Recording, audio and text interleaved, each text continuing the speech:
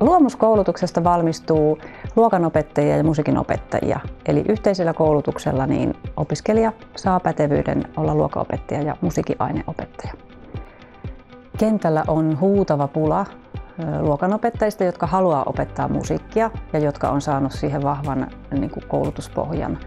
Ja tavallaan tämä koulutus varmasti vastaa siihen kysyntään, että saadaan tuplapäteviä ja kelpoisia opettajia kentälle.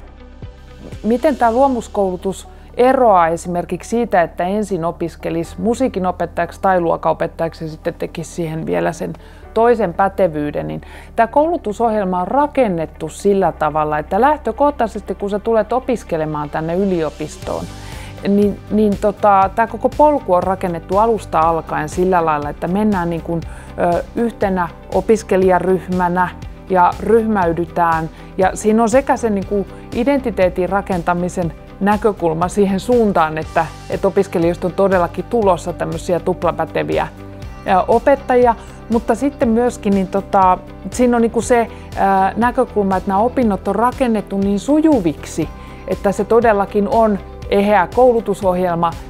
Luomuskoulutus on Suomessa kyllä ihan ainutlaatuista täällä Jyväskylässä. Eli missään muualla et voi tällaista opiskella tässä muodossa. Käytännössähän se opiskelu tulee olemaan tosi hauskaa.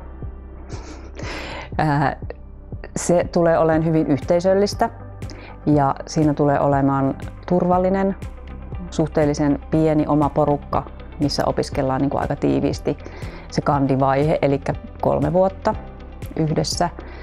Opiskelu tulee olemaan hyvin monipuolista, eli pääsee tekemään musiikkia hyvin monesta eri näkökulmasta.